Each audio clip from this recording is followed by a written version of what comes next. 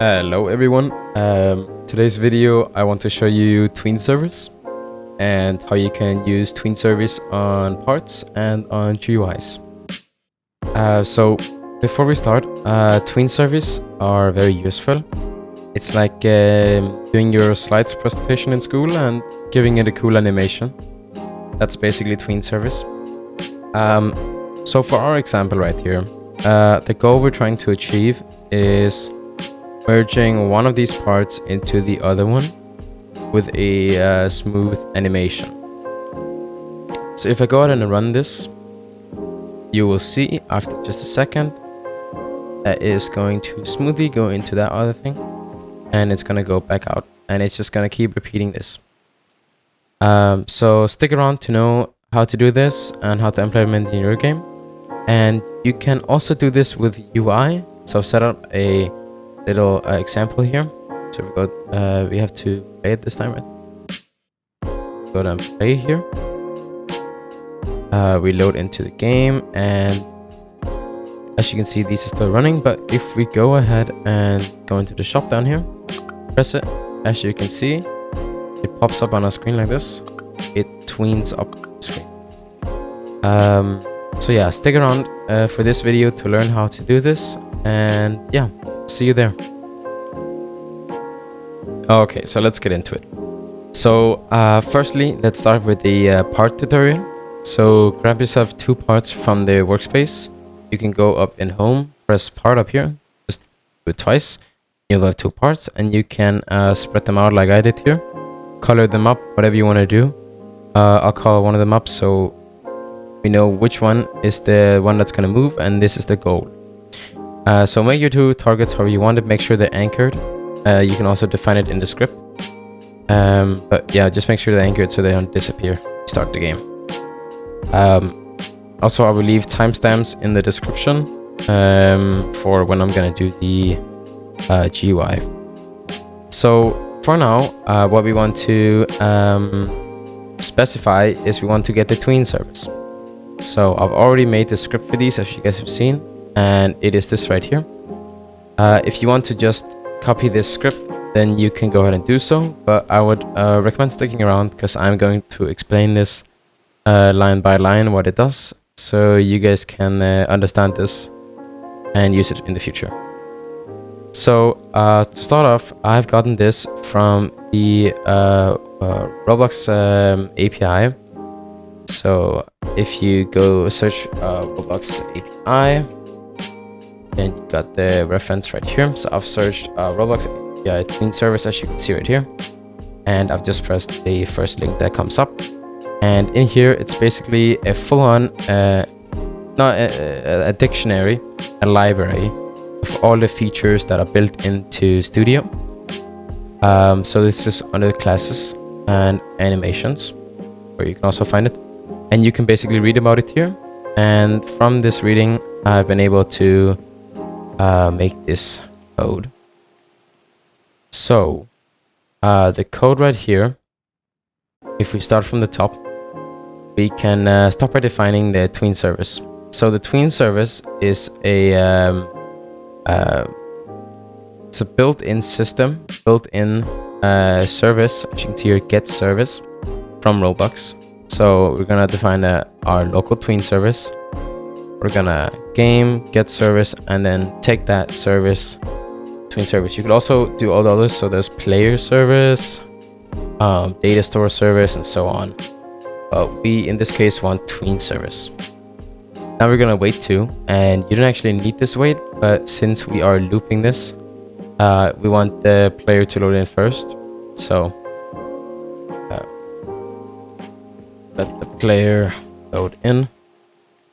Okay, so first of all, we have got the part, and this is the part we actually want to play the animation on. This is the first part. So in my case, it's called DD, which is the red part, as you can see. It's called DD, and the blue part is called DD.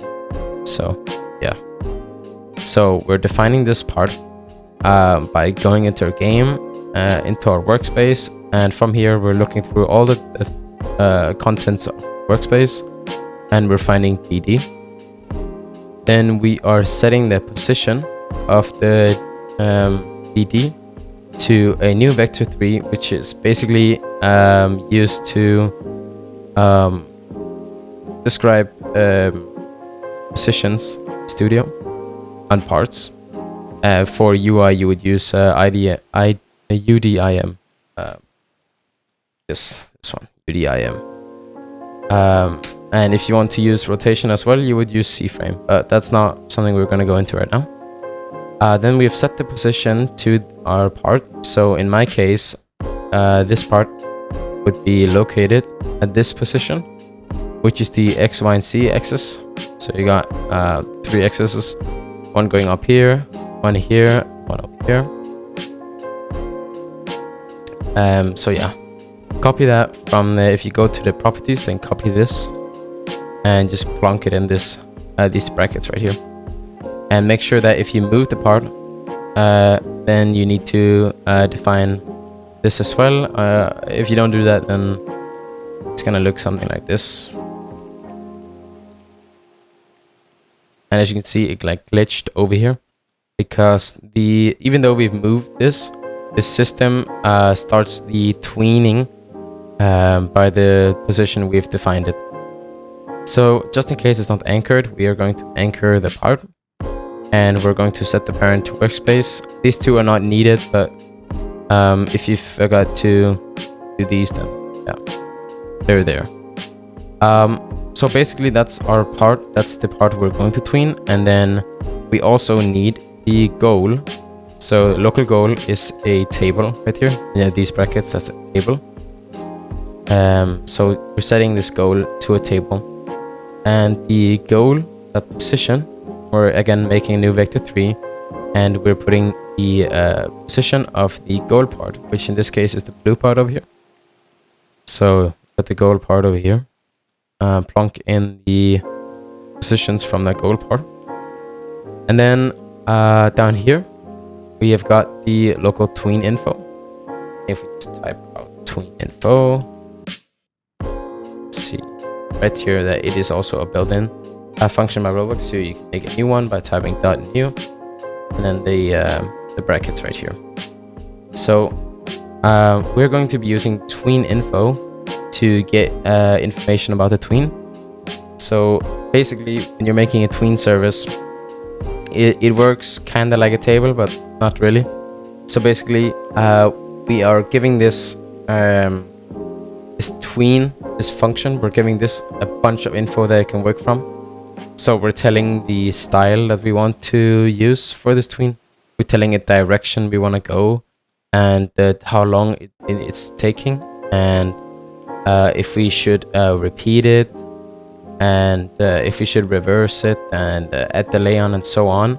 So we're giving you a bunch of information to work from, and you want to store that in the info about the tween, and then you want to reference this later down the line. But for now, we can go over some of these values and why they're in this direction.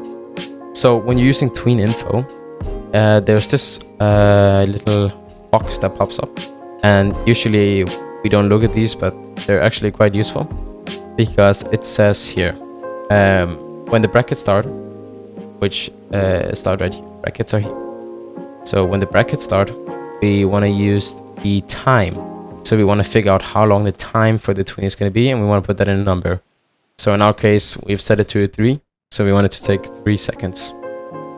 Then we set the easing style. So you want to do enum.easing style. So which one are you going to choose?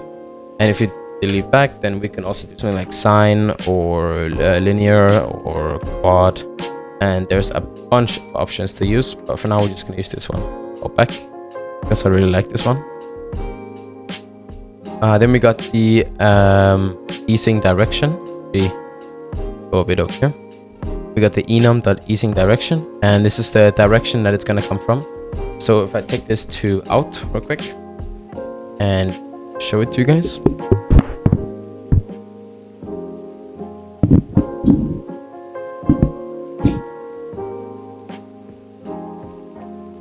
Okay, so as you can see, the part moves over here, and it plonks back of it, and it goes back again. So that's the out, and if we change this to in, and if you look carefully, you will see that it will start from another position now. We'll do something else. So now it's gonna go over there, and it's gonna flip over there. So basically, in and out are reversed for each other. But the best one for this case will be in out. It's basically like a mix of both of them. So if you play it, then you see it's gonna go back over here, go all the way over here, have a little dent over here, and then go back. It's kind of hard to explain. And if you change the style, then you might not have those smooth animations. So like linear is very basic. Put linear on. This is very basic, and you're not gonna achieve that bounce. It's just gonna go in a straight line over here, very boring. Gonna stop right there, and then it's gonna go back. So yeah, it's much cooler to use back, for example. You can also try one of them. It's really good. Is elastic. It's kind of crazy though, because it just really moves, as you can see like that. Elastic moves. So if you like that, then go for it. But without wasting more time, you got the easing direction, easing style, and then you got this number right here, and this is the repeat count. So if you look at the wiki real quick, say Roblox TweenService, then they say right here, boom, if we scroll down, they say right here, repeat count, when less than 0 will tween the loop indefinitely. So basically when this is less than 0, so -1 and so on, -2, -3, -4, so on, it's gonna repeat the tween forever. Or until told not to. Then we got true over here, and that is if you want to reverse it or not. So if it reverses when it's reached the goal, so when it comes over here, has reached the goal, you want it to just sit over here, or you want it to reverse back. So if you want to infinitely loop this back and forth, then you need the reverse on. And then delay time here in the end. So that's the delay time of the tween. So if you want to delay every time it comes back, you can add that. But in our case, we don't do that. Then you want to end off the tween info with a bracket down here. Okay, so now, so far, we've given it the start part, the end part, and we've given it the information about the tween itself. So now we have all the info that we need to give to the computer, so it can give us this tween service that we want so bad. So now we can just define the actual tween. So we'll say local tween equals to the tween service, and then because we're defining up here tween service, we're gonna create a new tween service, and in the parameters, these are basically the parameters right here in these brackets. We want to say the instance, comma, the tween info, comma, the string, the anything over here, which in our case is the goal. So we can start off by doing our part, which is our starting part. Then we can do the tween info, and then the goal at the end. So we'll say goal, and then at the very end here, we're gonna play the tween. So initially this script only plays it once, but because we have looped on, and it's gonna keep looping the actual tween. So if you set this to 0 and then play it, it's only gonna do it once. So if you start it up here and we have a look at the tween, it's gonna do its thing, it's gonna tween over here, it's gonna go back, and it should stop. Oh, just like that, it stopped. So we're gonna change this back to -1, and now when we play it, you can see that it's going to infinitely go back and forth like I showed. And to quickly prove it to you that this is actually the case, we're gonna turn down the time of the actual tween, so it's gonna go back and forth really fast. And as I've told you, it's gonna do this infinite amount of times. It's not gonna stop because we've told it to keep repeating. So it's gonna keep going, but it's important that you have this wait right here. I mean, you need it for the tween to work, but if you don't have it, then it's gonna do it so fast that the computer is gonna lag out and break. So we're just gonna set it to 3. So that is basically TweenService with the parts, and now we can move on to TweenService with the GUIs. Okay, so we have a shop GUI right here, and the initial script for this is by another YouTuber. He already made an in-depth guide, so I'll link that video in the description, but I'll just quickly cover the code he made and explain it to you guys. So again, this is not what something I've done. This is something from another YouTuber, and I'll link his video in the description and his channel as well. So go watch his channel. But we're just going to have a look at the code and explain to you what it does. So you want to have in started GUI, you want to have a frame and a text button. So a text button over here to open the shop, and the actual frame. And you can make these however you want. Inside the text button, we make a local script and you call it whatever. So close the other script and we can start looking. So this script in this case is 41 lines. Yeah, okay. So first we're going to define the local B, the local button, which is the script of parent. If you look at the script, then the parent of the script is the button. So local B, you can also type local button, if that helps you. Then we have a local visible equal to false, which is basically the same as a debounce. It's but in this case it's being checked to make the frame visible or not. And then lastly we're declaring the frame, which is, if you take a look at the script, it says the script of parent, which is the text button, dot parent, which is the screen GUI, dot frame. So that's the frame in here, and inside the frame is, you know, the shop and the main stuff. So we're gonna say local s equals to the sound service, get service sound service, and local click equals s.sound. So basically you don't need this part. It's because I wanted to modify it a bit, so I added a sound inside sound service, and if you listen closely, it's a click sound. So every time you press it, it's gonna play. But that is about the variables. Now we've declared everything we need. We can move on to the actual code. So we'll start by setting a position to the frame. So if you guys remembered, this is vital when using TweenService. So we're declaring a position for the frame. Then we're connecting mouse button one click to a function. So that is for the button. So every time you click with your mouse, just click it every time. Then it's gonna connect this every time I click it to a function. And inside this function, all this code is. So every time it's clicked, we're gonna run this code. So if not visible, then it's the same as saying if it's visible equals to false, which it is on default up here, then we are able to run the rest of this code. So we are going to tween the position of this frame. If it's not visible, then we're going to tween the position to a UDIM2, which I told you guys is the way to manage sizes with GUI. We're going to set the position of this GUI inside this UDIM2. Then we pick enum.easing direction and enum.easing style. We set the time of it, and we set the override boolean, because we don't want anything to override with it, so we set that to false. Then we close off this tween. And then this is extra, but here I'm playing the click sound from up here, and then we wait 0.5 seconds and we make the visible equals to true.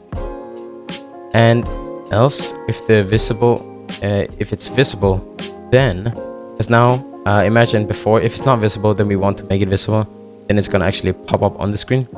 But if it's already on the screen, if we've already opened it, then we want it to go off the screen again.